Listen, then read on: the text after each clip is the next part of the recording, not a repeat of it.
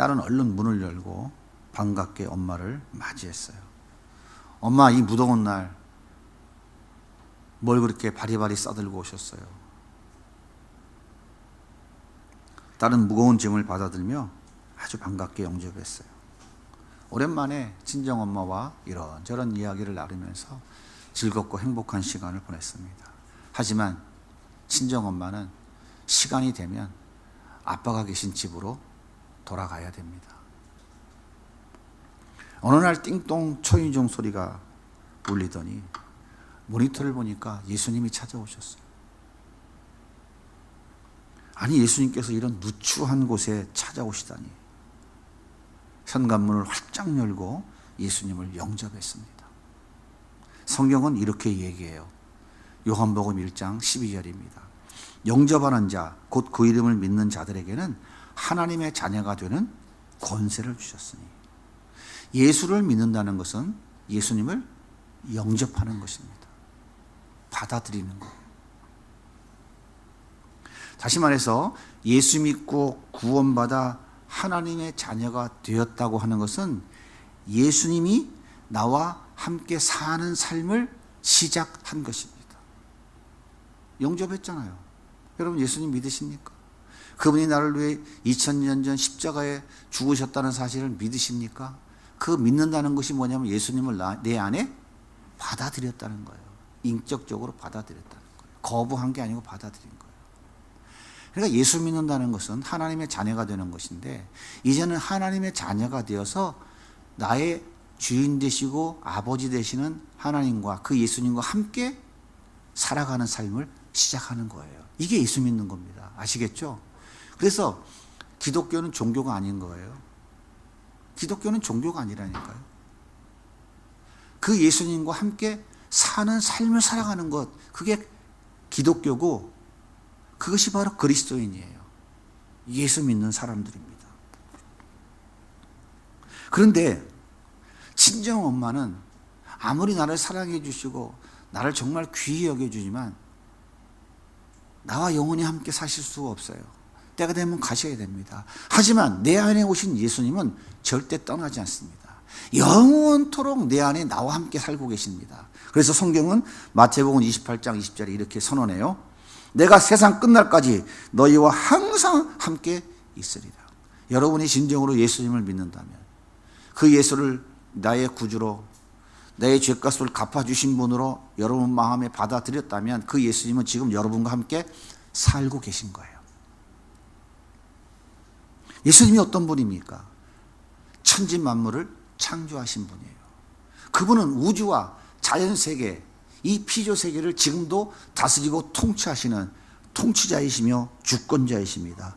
그분의 능력은 무한합니다. 그분은 안 계신 곳이 없는 무소부재하신 분이십니다.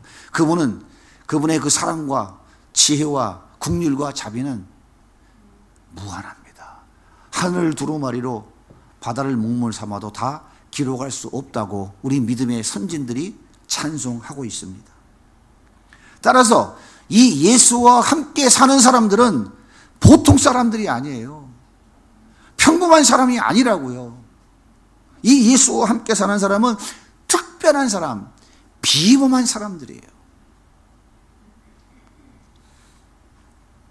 그러므로 예수와 함께 사는 사람은 예수님 없이 살아가는 사람과 뭔가 달라야 돼요.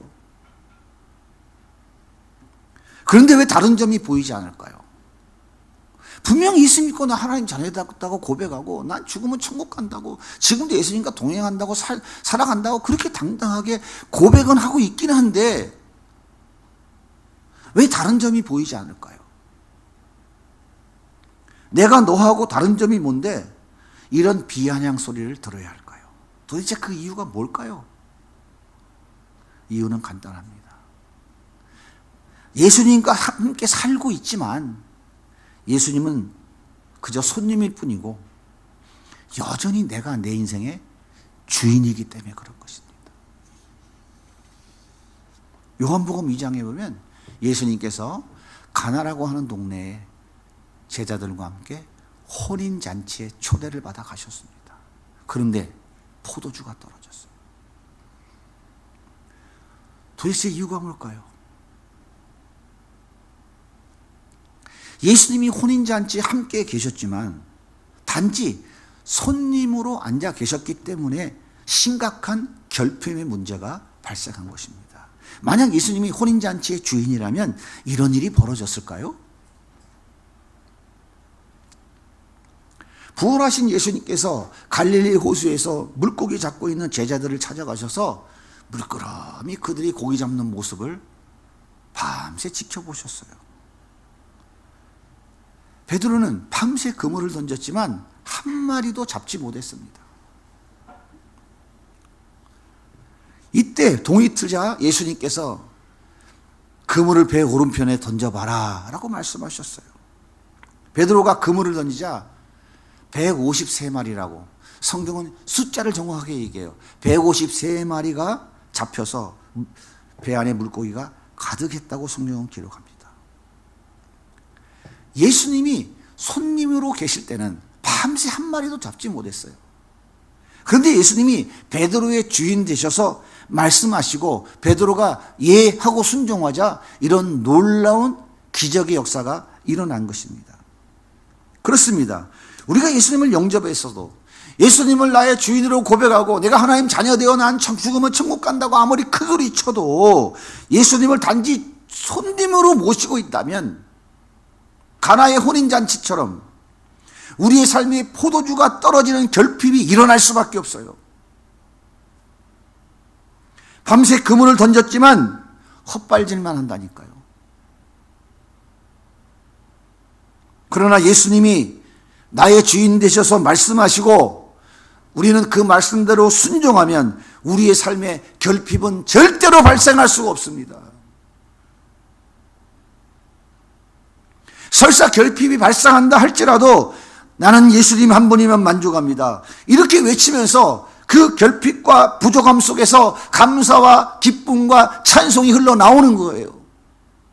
그래서 바울이 40에 감하는 매를 5번 맞고 태장을 3번 맞고 돌에 맞아 죽기까지 하고 그 수많은 고난과 역경을 겪었지만 뭐라고 그래요?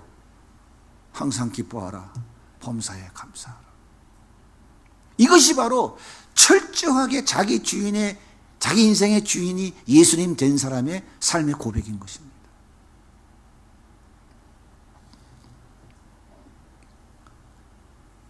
우리는 예수님을 영접했잖아요.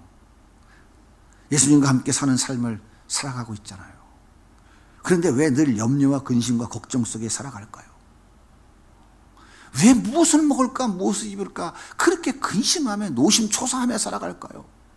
늘 분노에 휩싸여서 늘 불평과 원망 속에 살아갈까요? 예수님을 모시고 살긴 하지만 여전히 내가 내 인생의 주인이기 때문에 그렇다니까요. 답은 이거 한 가지밖에 없어요.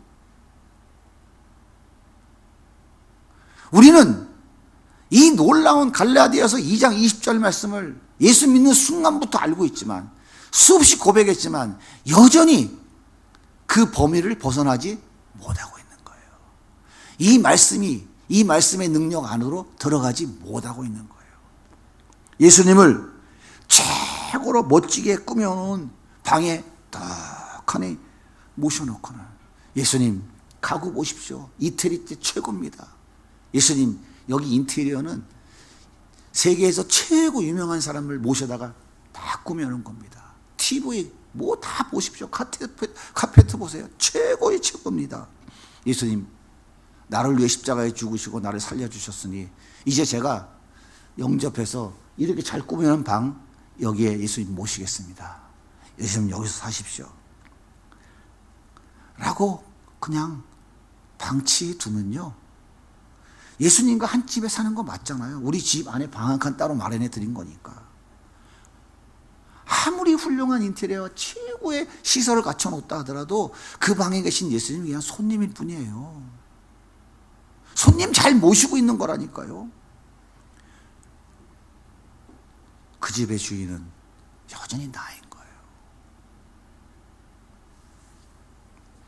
예수님께 작은 방, 큰 방, 옷방, 베란다, 화장실뿐만 아니라 아파트 키까지 아예 다 내드리고 예수님이 저희 집에 오셨는데 이제는 주인하십시오. 내 자녀, 내 남편, 내 아내, 내 직장, 내 사업장, 그리고 내 통장까지 예수님께 전부 다 드려야 돼요. 내 생명을 살려줬는데, 지옥에서 나를 건져주셨는데, 이까짓 거 잠시 있다 없어질 거, 그게 더 소중합니까? 나를 살려주신 예수님이 내 안에 오셨는데, 그분에게 내 생을 내 삶의 모든 걸 다 맡겨드리고, 주님이 지금부터 주인하셔서 이끌어주세요 라고 하는 것이 당연한 거 아닌가요? 전부 드려야 돼요. 그래서 예수님이 내 삶의 전 영역에서 주인 되시면 예수님이 역사가 우리 삶에 나타나기 시작하는 거예요. 어떻게 나타난다고요? 상식처럼 나타나는 거예요. 수십 년 예수 믿고 예수님의 역사가 내 삶에 어쩌다 한두 번 일어나고 기적이 일어났다고 난리치고, 그게 아니라 예수님이 내 삶을 이끌어 가시니까 내 삶은 날마다 예수님이 살아가시는 삶인 거예요. 그 능력에 예수님이 사시니까 모든 것이 다 기적인 거예요. 숨 쉬는 것, 모든 것이 다 기적같이 상식처럼 일어나는 거예요. 바울이 빌립보 교회의 충성스러운 두 일꾼 유도디아와 순독에게 이렇게 권면합니다. 빌립보 4장 2절입니다. 내가 유오디아를 권하고 순두개를 권하노니 주 안에서 같은 마음을 품으라. 왜 충성스러운 두 일꾼이 같은 마음을 가져야 된다고 지적을 하고 있을까요? 왜 권면할까요? 그러면 안 된다고. 서로 자기 방식이 옳다고 고집하고 있기 때문인 거예요. 이 두 사람 다 빌립보 교회의 충성스러운 일꾼이라는 거예요. 근데 둘이 마음이 합하지가 않고 서로 따라서 지금 다투고 있는 거예요. 왜 그래요? 자기 생각이 옳다고 고집하고 있는 거예요, 지금. 서로 자기가 주인의 자리에 앉아야 하고 자기가 일의 중심 되어야 한다고 주장하기 때문에 지금 문제가 발생한 거예요. 가장 충성스러운 두 일꾼이 서로 부딪히니까 그 교회가 심각한 위기를 맞은 거예요.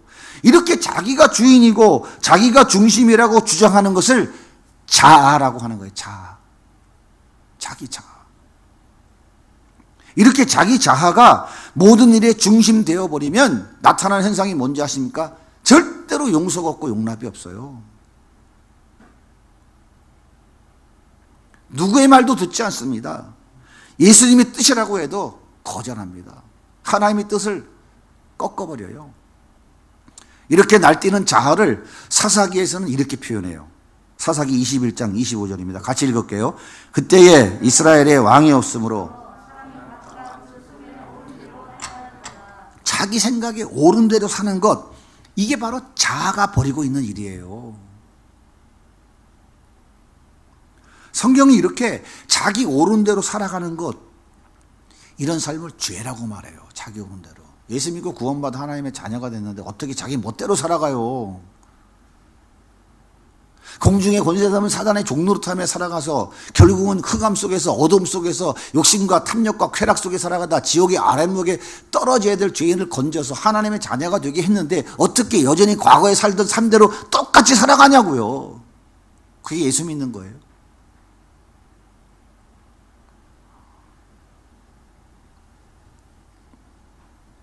우리는 예수와 함께 사는 사람들이에요. 우리의 주인 되신 예수님이 옳다고 하시는 대로 살아야 할 사람들입니다. 그러므로 우리는 예수님을 전적으로 의존하는 전적인 예수 의존적 삶을 살아야 될 존재들인 거예요. 그게 예수 믿는 겁니다. 그것이 예수님을 영접한 거예요. 그런데 여전히 자아가 원하는 대로 자기 생각에 옳은 대로 살아가기 때문에 갖가지 문제들이 내 삶에서 벌어지고 있는 거예요.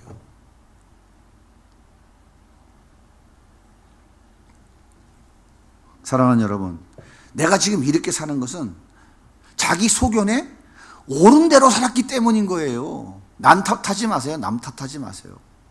내 소견에 옳은 대로 살았기 때문에 지금 이 모양 이꼴로 사는 거예요. 내가 내 인생의 주인 되어 살았기 때문입니다. 하지만 그래도 이만큼 살 수 있었던 것은 몇 번 되진 않지만 그래도 주님께 순종하는 순간들이 간간히 있었기 때문인 거예요. 그래서 지금 이렇게 사는 거예요. 교회도 마찬가지입니다. 예수님이 교회의 머리이고 주인입니다 라고 고백하지만 교회 주인이 너무 많아요. 목사는 내가 이 교회 개척했으니 내가 주인이라고 큰소리칩니다. 장로들은 무슨 소리, 우리가 개척부터 지금까지 몸바쳐 헌신해서 세운 교회야. 당연히 우리가 주인이지. 성도들은 뭐라 그래요? 자기들끼리 또 주인이라고 목소리를 높여요. 우리가 숫자가 많잖아 이러면서. 이런 교회에서 예수님이 주인 될 수 있을까요? 예수님이 내 삶에서 역사하시려면 내 자아가 죽어야 됩니다. 내가 죽어야 돼요. 내 생각, 내 뜻, 내 계획, 내 꿈, 내 자아, 내 경험과 내 지식, 자기 소견에 옳은 대로 살아가고자 하는 이 모든 것이 다 가루같이 깨어져 버려야 돼요. 이렇게 내 자아가 깨어지고 주인 되신 예수님이 원하시는 대로 따라가는 삶을 살아갈 때에 예수님의 일하심이 내 삶에 보이기 시작합니다. 왜 부부싸움 할까요? 자기 소견이 옳다고 주장하기 때문에 싸우는 거예요. 자신이 옳다고 굳게 믿고 있기 때문에 타협과 양보가 일어나지 않고 부딪히는 거예요.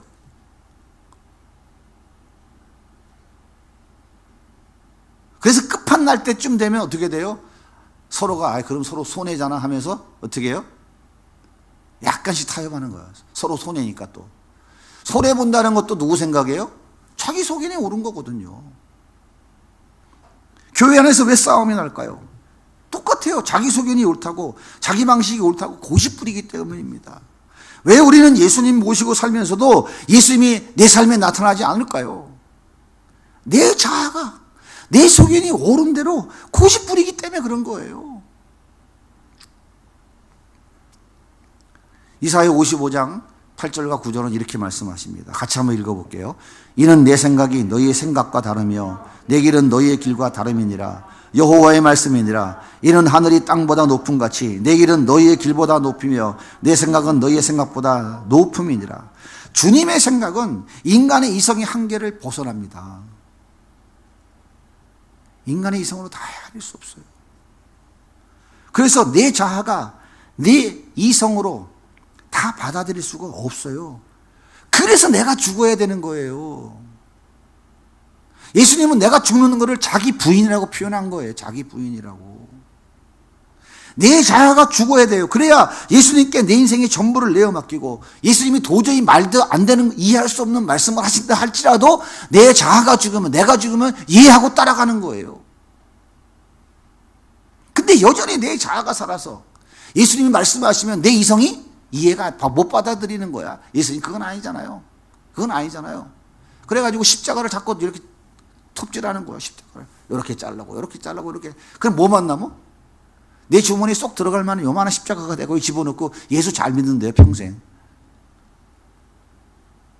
그래놓고 권사님 오늘 하나님 부르시면 천국 가실 수 있겠어요? 그러면 가봐야 알지. 제가 이 소리가 너무 가슴에 못이 박혀가지고 잊혀지질 않아요. 가봐야 알지.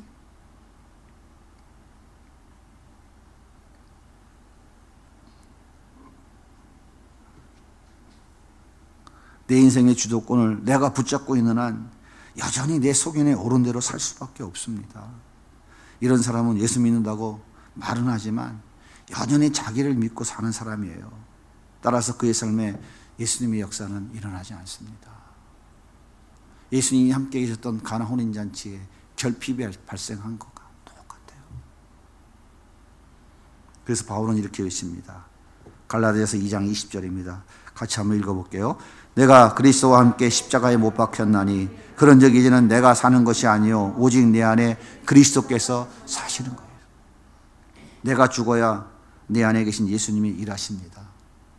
내 꿈도 내 계획도 내 경험과 지식을 예수님께 모두 내어드리고 나는 종처럼 주인 되신 예수님 말씀에 순종해야 됩니다. 이것이 나는 죽고 예수님으로 사는 삶인 거예요. 이렇게 나는 죽고 예수님이 사실 때에 놀라운 역사가 우리 삶 가운데 상시처럼 일어나는 거예요. 그러면 도대체 어떻게 해야 내 자아가 죽을 수 있을까요? 뭐 언제 한번 죽어봐야 되겠다는 생각은 뭐 한두 번 해봤겠어요. 이건 아니지 하면서 후회를 한두 번 해봤겠어요. 어떻게 해야 나는 죽고 내 안에 계신 예수님이 역사하실까요? 문제는요, 죽는 것이 쉽지 않다는 거예요. 죽어져요, 안 죽어져요? 죽어져요, 안 죽어져요? 죽어진다는 분 계세요? 그건 지구에 안 사는 사람이에요. 천사이거나. 문제는 죽는 것이 쉽지 않다는 거예요. 아무리 죽어보려고 애쓰고 노력해도 어렵습니다. 내 힘으로 죽으려고 하면 할수록 속병만 더 생겨요.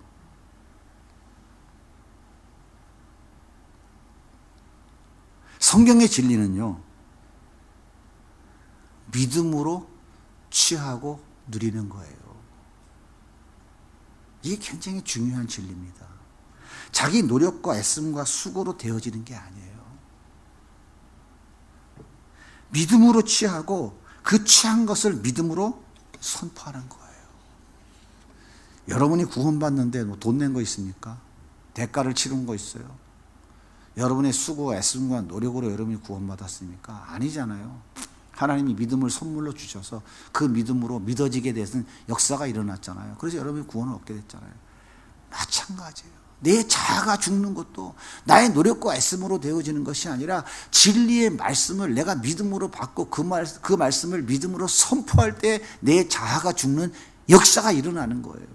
로마서 6장 4절을 같이 읽겠습니다. 시작. 그러므로 우리가 그의 죽으심과 합하여 침례를 받음으로 그와 함께 장사되었나니 이는 아버지의 영광으로 말미암아 그리스도를 죽은 자 가운데 살리신 것 같이 우리로 또한 새 생명 가운데서 행하게 하려 함이라. 만일 우리가 그의 죽으심과 같은 모양으로 연합한 자가 되었으면 또한 그의 부활과 같은 모양으로 연합한 자가 되리라. 우리는 예수를 믿고 세례를 받았을 때 이미 죽었어요. 세례 받았다는 얘기는 무슨 뜻입니까? 죄 용서 받았다는 외적인 증거예요. 예수 믿는다는 외적인 증거를 교회 앞에 선언하는 거예요. 우리 세례 받을 때 이미 죽었어요. 어떻게 해요? 예수님과 함께 십자가에 못 박혀 죽었다니까요. 그래서 예전에 모든 죄가 다 해결받은 거라니까요. 여러분 죽었어요. 하지만 때때로 내 안에 내가 살아서 펄펄 날뛰는 것을 발견하게 됩니다. 그래야 한 거래요. 이때 우리가 해야 될 일은 믿음으로 진리의 말씀을 받아들이고 선포하는 거예요. 나는 예수님과 함께 십자가에 못 박혀 죽었습니다. 죽었어요, 안 죽었어요? 이 말씀이 믿어져요, 안 믿어져요? 이 말씀이 안 믿어지는 사람은 예수 믿는 사람이 아니에요. 나는 예수님과 함께 십자가에 못 박혀 죽었어요. 그래서 제가 용서받은 거예요. 내 죄가 죽었다니까요. 나는 예수님과 함께 십자가에 못 박혀 죽었습니다. 나는 죽었습니다. 내 자아는 죽었습니다. 주님, 근데 또 내가 살아나서 주님 자리를 뺏었네요. 주님 죄송합니다. 잠시 내가 침범한 예수님의 자리를 다시 내려놓겠습니다. 주님, 나는 이미 예수님과 함께 죽었습니다. 나는 없습니다. 진리의 말씀을 믿음으로 선포할 때 내 자아가 죽어지는 거예요. 나의 애씀과 수고와 노력은 절대 되지 않습니다. 절망만 깊어지고요. 스트레스 받아가지고 병원 가야 돼요. 지난 시간 저 자신과의 힘들고 고통스러운 싸움의 시간이 있었습니다. 시력이 갑자기 뚝 떨어져서 앞이 잘 보이지 않고 잇몸이 들떠서 어금니가 흔들흔들거렸어요.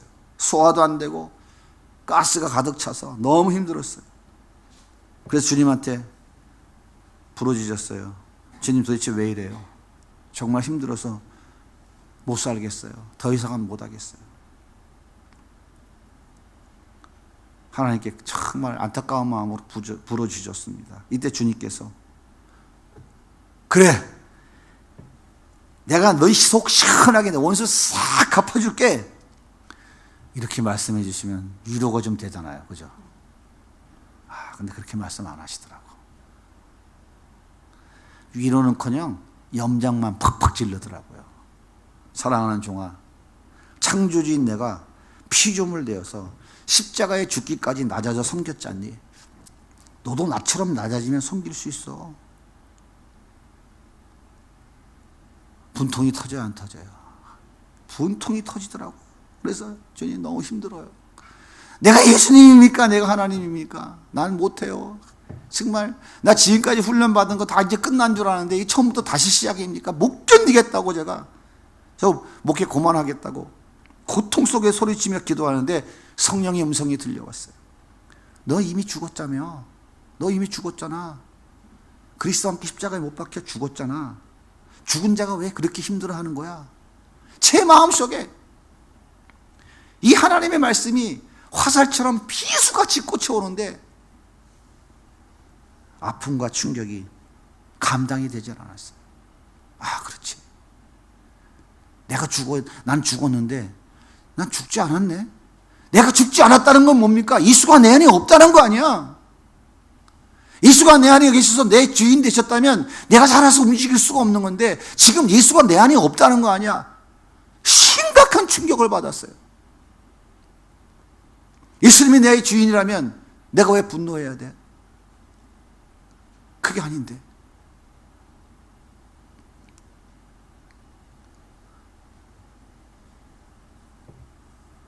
그렇습니다. 나는 죽지 않았습니다. 그래서 아프다고 비명을 지르고 있었던 것입니다. 그래서 외치기 시작했어요. 주님, 나는 죽었습니다. 주님, 나는 죽었습니다. 이미 주님과 함께 십자가에 못 박혀 죽었습니다. 난 죽은 자입니다. 10번이고 20번이고 계속해서 제가 외쳤어요. 그 말씀을 붙잡고. 그때 통곡이 쏟아지면서 내 마음에 죽음이 느껴졌어요. 정말 숨도 쉴 수 없을 정도로 고통스러웠던 마음에 평안이 찾아오면서 마음이 가라앉기 시작했습니다. 내 자아가 이미 십자가에 못 박혀 죽었다고 하는 이 진리가 믿음으로 받아들여지고 고백되어질 때에 예수님께서 십자가에 이루어 놓으신 그 죽음이 내게 실제가 되어졌어요. 놀라운 경험을 다시 했어요. 아, 이거구나. 섭섭함도 억울함도 분노도 복수심도 다 사라져버렸어요. 그리고 정말 사랑하는 마음으로 축복하며 기도하게 됐고 자녀들을 위해서 눈물로 기도할 수 있게 됐어요. 만나면 안아주고 싶고 원하면 다 주고 싶어졌어요. 그래서 제 방에다가 써붙여놨어요. 주님, 나는 죽었습니다. 나는 예수님과 함께 십자가에 못 박혀 죽었습니다. 갈라디아서 2장 20절. 그날 제가 써붙여놨어요. 제 방에 들어와서 한번 보세요. 어느 집사님이 예수 믿지 않는 남편이 너무 속을 썩이고 힘들게 해서 하나님께 기도했답니다. 하나님, 내 남편 좀 만나주세요. 제 남편 예수 믿고 변화될 수 있도록 좀 도와주세요. 그렇게 열심히 기도하고 집에 갔는데 남편을 보는 순간 이게 또 속이 뒤집어져 가지고 바가지를 팍팍 끌고 온갖 성질 다 부렸어요. 자, 남편의 눈에 뭐가 보일까요? 남편의 눈에 뭐가 보일까요? 성난 아내의 모습밖에 보이지 않아요. 펄펄 살아나뛰는 그 아내의 모습에 가려있는 그 안에 있는 예수님의 모습이 보이지 않는다고요.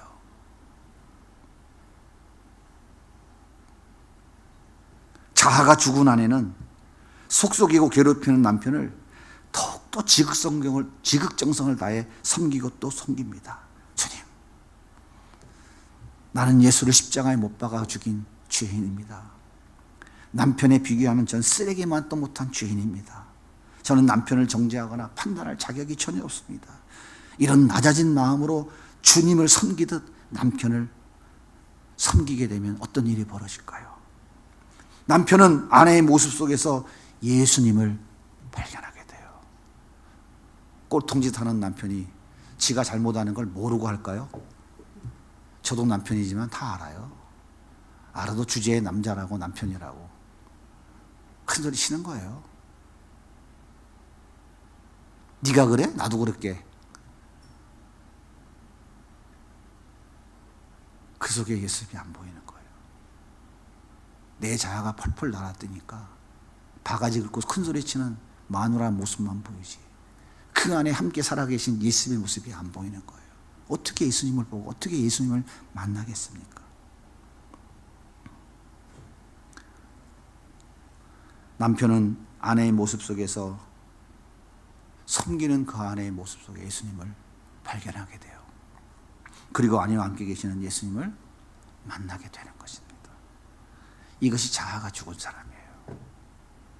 이게 예수 믿는 사람이라고요. 사랑하는 여러분, 죽은 자가 무엇을 기대하겠습니까? 죽은 자가 무엇이 두렵겠습니까? 죽은 자는 말이 없고 죽은 자는 반응이 없습니다. 예수님은 죽은 자였기에 그 멸시와 천대와 조롱과 손가락질을 감당할 수 없는 채찍을 당하시면서도 아무런 반응하지 않으시고 자기 등아리를 다 내어주셨던 거예요. 그리고 십자가에 죽으셨습니다. 내가 그렇게 죽을 때 그 예수님이 내 안에 나타나시는 것입니다. 내가 살아있는 동안 내 삶에는 예수님이 나타날 수 없어요. 여전히 내 자아가 펄펄 날뛰고 있으면, 자기 속에 내 오름도를 살아가면 내 안에 예수님은 절대로 내 삶으로 나타날 수 없어요. 저 골방에 계시잖아요.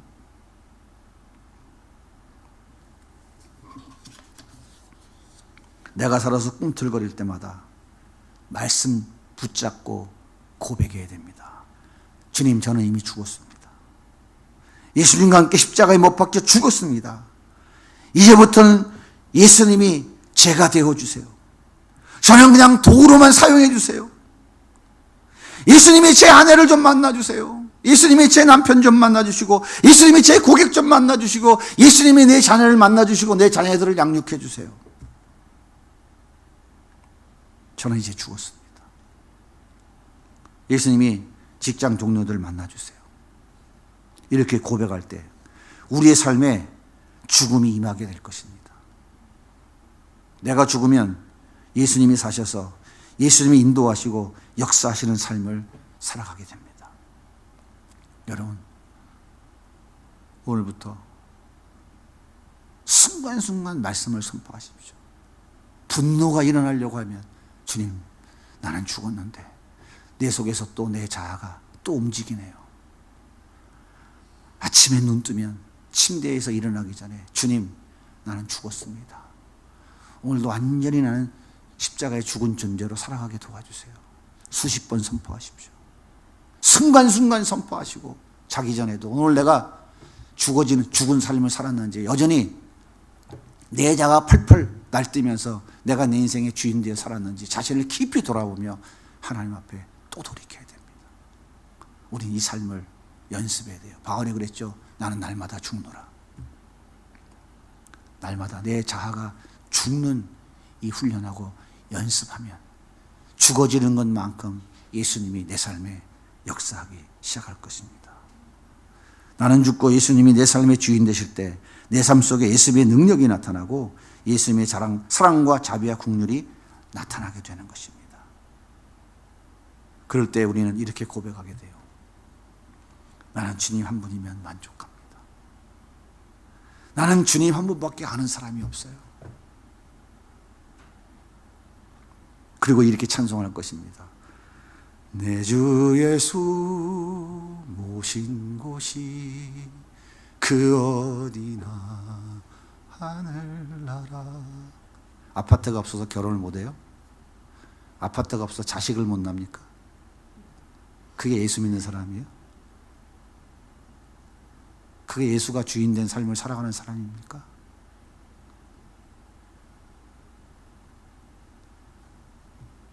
아파트가 없어서, 돈이 없어서 신앙생활 못 합니까? 차가 없어서 교회 못 옵니까?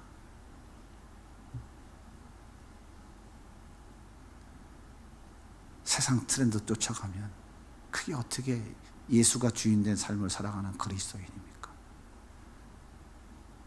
우리의 삶은 안전하서나 무엇을 하든지 내가 있는 그 위치에서 주님을 영화롭게 해드리고 주님이 영광 받으시고 나 때문에 내 주변의 사람들이 행복해지고 사랑을 느끼는 것, 그게 우리가 살아가는 삶의 목표입니다. 우리 아저씨가 운전해주는 차를 타면 너무나 행복하고 너무 좋아요. 너무 친절하고 사랑이 넘쳐요. 그게 하나님을 영화롭게 하는 거예요. 그것이 이웃을 사랑하는 거예요. 대통령 되고 장관 되면 하나님이 영광 받으십니까? 그거 아니에요. 그렇게 의식을 가지고 자식을 교육시키니까 대한민국 교육이 다 망가진 거예요. 다 망가진 거예요. 그것이 하나님을 모르는 사람들이 가장 원하는 교육 방법인데 교회가 거기 다 쓸려 넘어졌잖아요. 문제가 뭡니까? 예수가 우리의 주인 되지 않기 때문에, 예수님과 함께 살면서 여전히 내가 내 인생의 주인 된 삶을 살아가니까 모든 것이 다 무너져가는 거예요. 죽을 때 다 가져갈까요? 천년 만년 삽니까? 아니라고요. 우리는 자기 정체성을 다시 회복하고 우리가 가야 될 방향과 목표가 어딘지를 분명히 다시금 설정해야 돼요. 나는 죽고 예수님이 내 인생 되셔서 내 삶에 역사하실 때 하나님의 놀라운 은혜와 기적과 축복은 내 삶 속에 상식처럼 강물처럼 샘물처럼 흘러 넘치는 것입니다. 우리 세배전 양해문교회는 이런 교회 되길 원하고 우리 성도님들은 이런 하나님의 은혜를 누리며 살아갈 수 있기를 예수님의 이름으로 간절히 소원합니다.